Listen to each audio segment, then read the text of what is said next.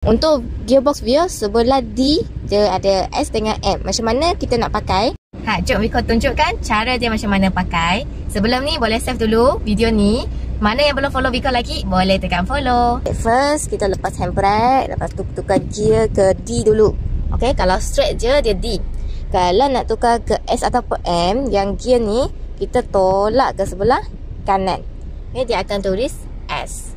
Jadi kita jalankan, kita tolak ke atas. Tolak ke atas tambah gear, dia akan gear 1, gear 2 sampai gear 7. Kalau nak turun dia kan, turun ke bawah je, turun macam ni. Kalau you ambil yang Vios G, dia datang sekali dengan pedal shift. Dia boleh pakai pedal shift sini pun boleh. Pakai dia, tangan you kat belakang sini, you tekan-tekan macam ni je. Tekan tambah ataupun tolak.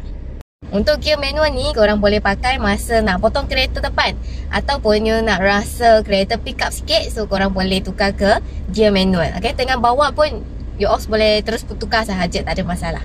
Mana yang peminat dengan kereta Vios, boleh roadshow Wiko, semak kelayakan loan secara percuma. Sekarang masih ada ready stock, ada promotion. Siapa cepat, dia dapat. Okay, kalau rasa video ni berguna, boleh tolong Wiko like, komen and share kat kawan-kawan.